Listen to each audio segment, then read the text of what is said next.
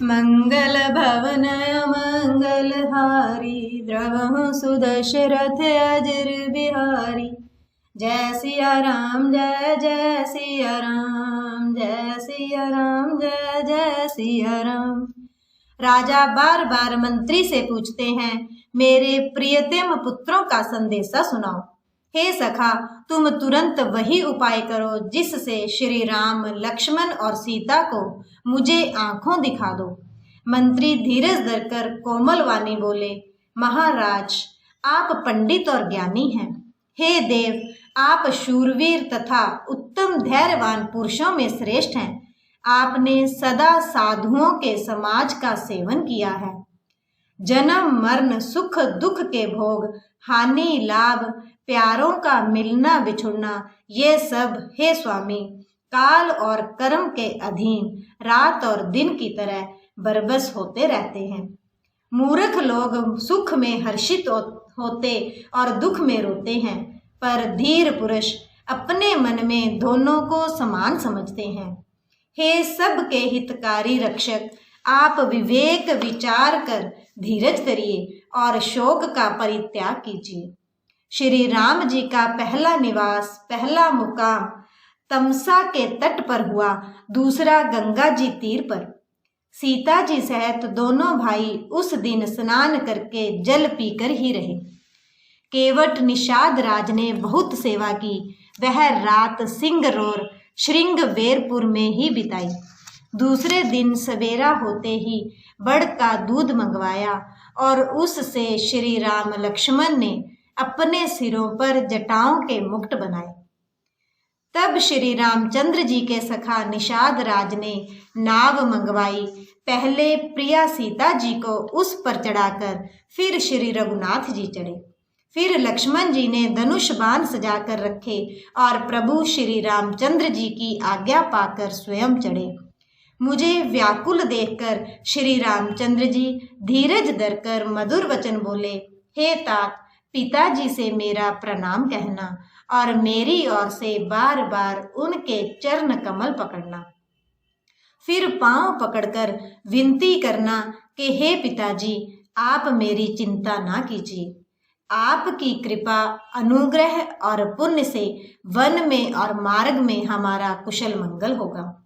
हे पिताजी, आपके अनुग्रह से मैं वन जाते हुए सब प्रकार का सुख पाऊंगा। आज्ञा का भली भांति पालन करके, चरणों का दर्शन करके कुशल पूर्वक फिर लौट आऊंगा। सब माताओं के पैरों पड़ पड़कर उनका समाधान करके और उनसे बहुत विनती करके तुलसीदास जी कहते हैं, तुम वही प्रयत्न करना जिसमें कौशलपति पिताजी कुशल रहें। बार बार चरण कमलों को पकड़कर गुरु वशिष्ठ जी से मेरा संदेशा कहना कि वे वही उपदेश दें जिससे अवधपति पिताजी मेरा सोच ना करें। हे तात, सब पुरवासियों और कुटुंबियों से निहोरा अनुरोध करके मेरी विनती सुनाना कि वही मनुष्य मेरा सब प्रकार से हितकारी है जिसकी चेष्टा से महाराज सुखी रहें। भरत के आने पर उनको मेरा संदेशा कहना कि राजा का पद पा जाने पर नीति ना छोड़ देना, कर्म वचन और मन से प्रजा का पालन करना और सब माताओं को समान जानकर उनकी सेवा करना। और हे भाई, पिता माता और स्वजनों की सेवा करके भाई पने को अंत तक निभाना। हे तात, राजा पिताजी को उसी प्रकार से रखना जिससे वे कभी किसी तरह भी मेरा सोच ना करें। लक्ष्मण जी ने कुछ कठोर वचन कहे, किंतु श्री राम जी ने उन्हें बरज कर फिर मुझसे अनुरोध किया और बार बार अपनी सौगंध दिलाई और कहा, हे तात, लक्ष्मण का लड़कपन वहां ना कहना। प्रणाम कर सीता जी भी कुछ कहने लगी थी, परंतु स्नेहवश वे शिथिल हो गई। उनकी वाणी रुक गई, नेत्रों में जल भर आया और शरीर रोमांच से व्याप्त हो गया। उसी समय श्री रामचंद्र जी का रुख पाकर केवट ने पार जाने के लिए नाव चला दी। इस प्रकार रघुवंश तिलक श्री रामचंद्र जी चल दिए और मैं छाती पर वज्र रखकर खड़ा खड़ा देखता रहा। मैं अपने क्लेश को कैसे कहूँ, जो श्री राम जी का यह संदेशा लेकर जीता ही लौट आया। ऐसा कहकर मंत्री की वाणी रुक गई। वे चुप हो गए और वे हानि की ग्लानि और सोच के वश हो गए। सारथी सुमंत्र के वचन सुनते ही राजा पृथ्वी पर गिर पड़े। उनके हृदय में भयानक जलन होने लगी। वे तड़पने लगे। उनका मन भीषण मोह से व्याकुल हो गया, मानो मछली को मांझा व्यापत हो गया। पहली वर्षा का जल लग गया हो। सब रानियां विलाप करके रो रही हैं। उस महान विपत्ति का कैसे वर्णन किया जाए। उस समय के विलाप को सुनकर दुख को भी दुख लगा और धीरज का भी धीरज भाग गया। राजा के रामले रनिवास में रोने का शोर सुनकर अयोध्या भर में बड़ा भारी कोहराम मच गया। ऐसा जान पड़ता था मानो पक्षियों के विशाल वन में रात के समय कठोर वज्र गिरा हो। राजा के प्राण कंठ में आ गए, मानो मणि के बिना सांप व्याकुल मरना आसन हो गया हो। इंद्रियां सब बहुत ही विकल हो गई, मानो बिना जल के तालाब में कमलों का वन मुरझा गया हो। कौशल्या जी ने राजा को बहुत दुखी देखकर अपने हृदय में जान लिया कि अब सूर्य कुल का सूर्य अस्त हो चला। तब श्री रामचंद्र जी की माता कौशल्या हृदय में धीरज धरकर समय के अनुकूल वचन बोली, हे नाथ, आप मन में समझकर विचार कीजिए कि श्री रामचंद्र का वियोग अपार समुद्र है, अयोध्या जहाज है और आप उसके करनदार खेने वाले हैं।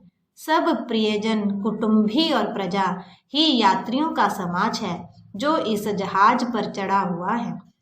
आप धीरज धरिएगा तो सब पार पहुंच जाएंगे, नहीं तो सारा परिवार डूब जाएगा। हे प्रिय स्वामी, यदि मेरी विनती हृदय में धारण कीजिएगा तो श्री राम, लक्ष्मण, सीता फिर आ मिलेंगे। प्रिय पत्नी कौशल्य के वचन, कोमल वचन सुनते ही राजा ने आंखें खोल कर देखा, मानो तड़पती हुई दीन मछली पर कोई शीतल जल छिड़क रहा हो। धीरज धरकर राजा उठ बैठे और बोले, सुमंत्र, कहो कृपालु श्री राम कहाँ हैं? लक्ष्मण कहाँ हैं? स्नेही राम कहाँ हैं? और मेरी प्यारी बहू जानकी कहाँ है? राजा व्याकुल होकर बहुत प्रकार से विलाप कर रहे हैं। वह रात युग के समान बड़ी हो गई, बीतती ही नहीं। राजा को अंधे तपस्वी श्रवण कुमार के पिता के शाप की याद आ गई। उन्होंने सब कथा कौशल्या को कह सुनाई। उस इतिहास का वर्णन करते करते राजा व्याकुल हो गए और कहने लगे कि श्री राम के बिना जीने की आशा को धिक्कार है। मैं उस शरीर को रखकर क्या करूंगा जिसने मेरा प्रेम का प्रण नहीं निभाया। हा रघुकुल को आनंद देने वाले मेरे प्राण प्यारे राम, तुम्हारे बिना जीते हुए मुझे बहुत दिन बीत गए। हा जानकी, लक्ष्मण, हा रघुवर, हा पिता के चित्त रूपी चातक के हित करने वाले मेघ, राम राम कहकर फिर राम कहकर, फिर राम राम कहकर और फिर राम कहकर राजा श्री राम के विरह में शरीर त्याग कर सुरलोक को सिधार गए।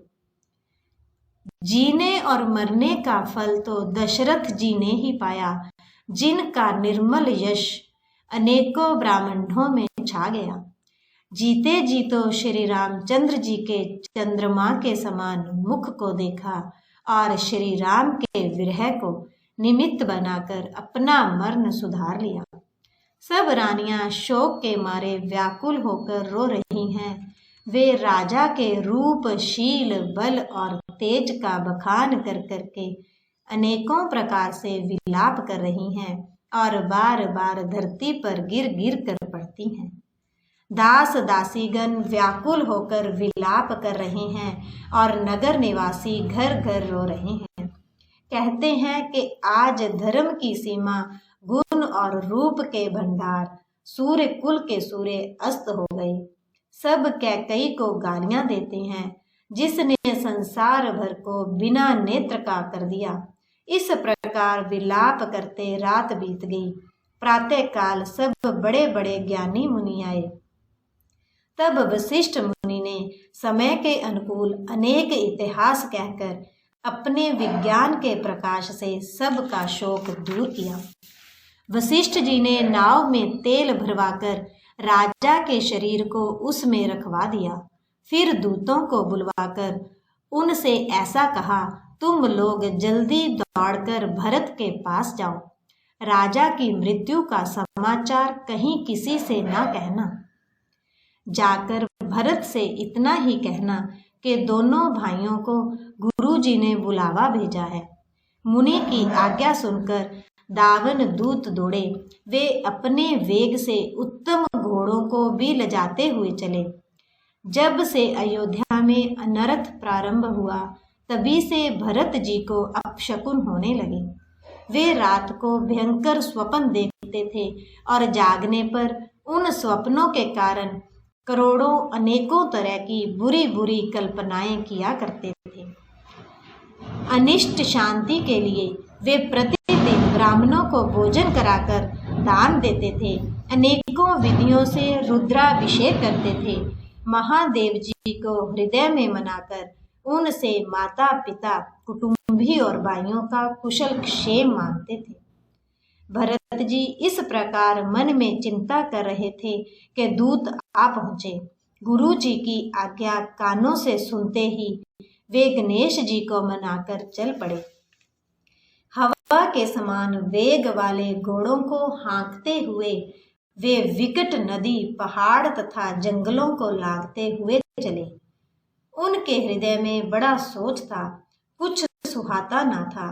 मन में ऐसा सोचते थे कि उड़कर पहुंच जाऊं। एक एक निमेष वर्ष के समान बीत रहा था। इस प्रकार भरत जी नगर के निकट पहुंचे। नगर में प्रवेश करते समय अपशकुन होने लगे। कोई बुरी जगह बैठकर बुरी तरह से कांव कांव कर रहे हैं। गधे और सिहार विपरीत बोल रहे हैं। यह सुन सुनकर भरत के मन में बड़ी पीड़ा हो रही है। तालाब, नदी, वन, बगीचे सब शोभहीन हो रहे हैं। नगर बहुत ही भयानक लग रहा है। श्री राम जी के वियोग रूपी बुरे रोग से सताए हुए पशु पक्षी, घोड़े, हाथी ऐसे दुखी हो रहे हैं कि देखे नहीं जाते। नगर के स्त्री पुरुष अत्यंत दुखी हो रहे हैं, मानो सब अपनी सारी संपत्ति हार बैठे हों। नगर के लोग मिलते हैं पर कुछ कहते नहीं। गो से चुपके से जोहार वंदना करके चले जाते हैं। भरत जी भी किसी से कुशल नहीं पूछ सकते, क्योंकि उनके मन में भय और विषाद छा रहा है। बाजार और रास्ते देखे नहीं जाते, मानो नगर में दसों दिशाओं में दावा अग्नि लगी है। पुत्र को आते सुनकर सूर्य कुल रूपी कमल के लिए चांदनी रूपी कैकई बड़ी हर्षित हुई। वह आरती सजाकर आनंद में भरकर उठ दौड़ी और दरवाजे पर ही मिलकर भरत शत्रुघ्न को महल में ले आई। भरत ने सारे परिवार को दुखी देखा, मानो कमलों के वन को पाला मार गया हो। एक कैकई ही इस तरह हर्षित दिखती है, मानो भीलनी जंगल में आग लगाकर आनंद में भर रही हो। पुत्र को सोचवश और मन मारे बहुत उदास देखकर वह पूछने लगी, हमारे नहर में कुशल तो है? भरत जी ने सब कुशल कह सुनाई। फिर अपने कुशल की कुशल क्षेम पूछी। भरत जी ने कहा, कहो पिताजी कहाँ हैं? मेरी सब माताएं कहाँ हैं? सीता जी और मेरे प्यारे भाई राम लक्ष्मण कहाँ हैं? पुत्र के स्नेह में वचन सुनकर नेत्रों में कपट का जल भरकर पापनी कैकई भरत के कानों में और मन में शूल के समान चुभने वाले वचन बोली। मेरे प्रभु राम जय जय राम। मेरे मन बस जाओ सीताराम।